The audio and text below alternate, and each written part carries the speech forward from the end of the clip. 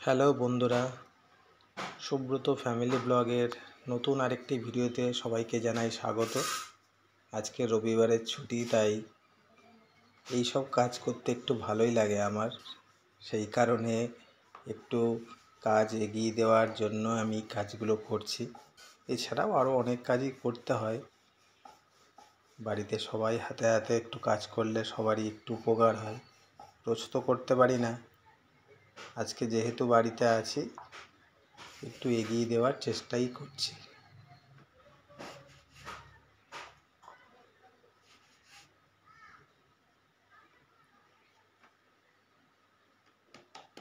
আমার হাতে পরোটা বেলা কেমন হয়েছে জানাবেন আমাকে, আমার খুব জানতে ইচ্ছা করছে।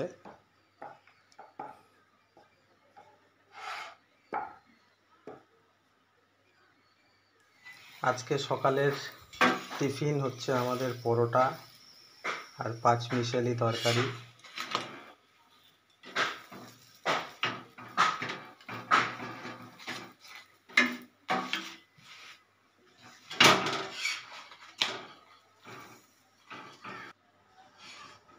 তরকারি খাবি না তুই? না, কেন? ঝাল লাগে আমার তরকারি। যদি খেয়ে দেখ কেমন হয়েছে আমার হাতের বানানো পরোটা। ভালো হয়েছে। ভালো হয়েছে? গুড, খাও, খেয়ে নাও। বাজারে গিয়েছি, অনেক রকম মাছ দেখলাম। আর মাছটা ছোটো, কিন্তু আমার যেটা খেতে ভালো লাগে আমার ছোটো মাছ কত নেবা?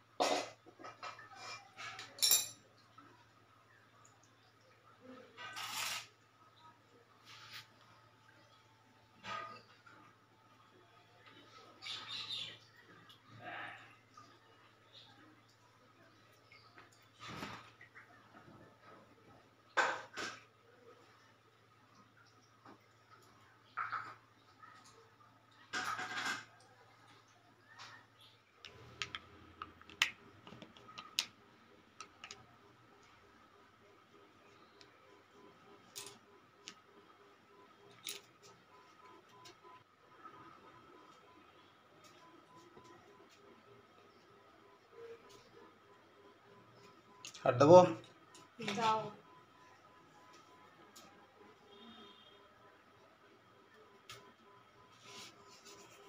আর লাগবে না,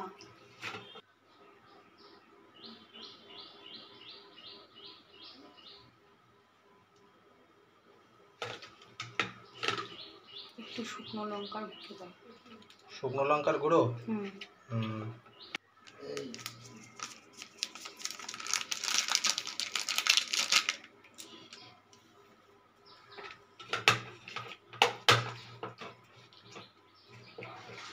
আর মাছ তো ভীষণ ফাটে, তাই অল্প তেল, হলুদ, নুন এবং লঙ্কার গুঁড়ো মাখিয়ে রাখলাম।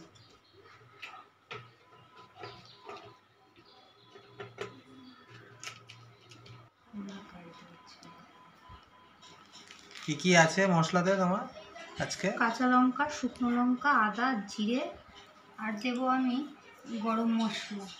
আসলে এই গরম মশলাটা আমি একসঙ্গেই বেটে দিই, তাহলে মাছের ঝোলের গন্ধ এবং স্বাদ খুব সুন্দর হয়।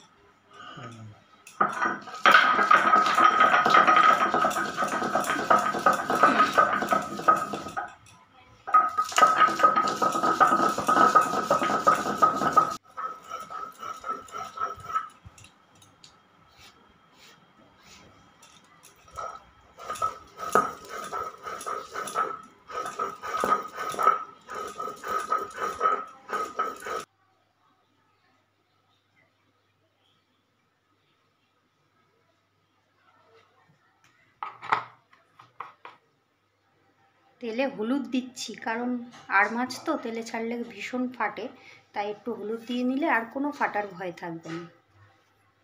এবার আমার বাটা মশলাটার মধ্যে বাটা মশলাটার মধ্যে একটু নুন এবং হলুদ আমি মিশিয়ে নিচ্ছি পরিমাণ মতন।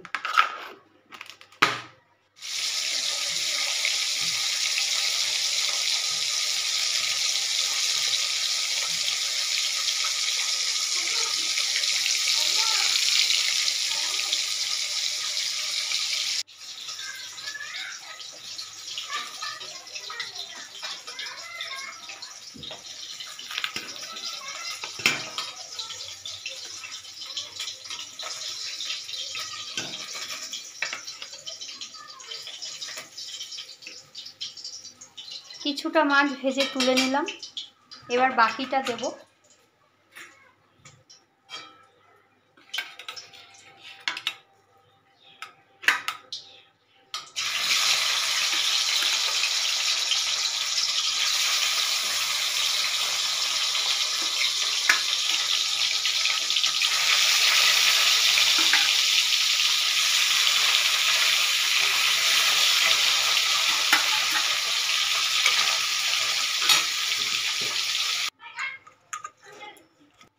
তেলে সাদা জিরা আর কালো জিরা ফোড়ন দিয়ে আমি মাছের ঝোলের আলুগুলো ছেড়ে দিলাম।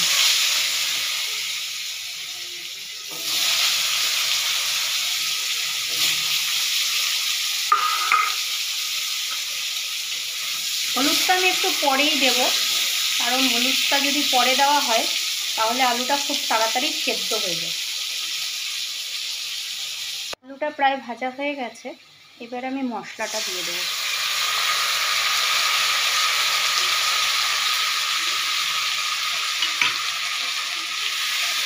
মশলা দিয়ে আলু দিয়ে ভালো করে কষিয়ে নেব।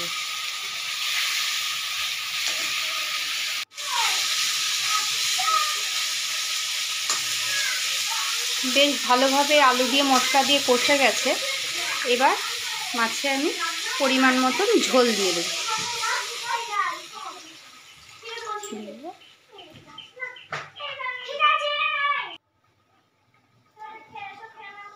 আমার ঝোলে আলু মোটামুটি সেদ্ধ হয়ে গেছে, এবার আমি মাছগুলোকে ছেড়ে দেবো। ছেড়ে দিয়ে 2 মিনিট ফুটিয়ে তারপরে আমি নামিয়ে নেব।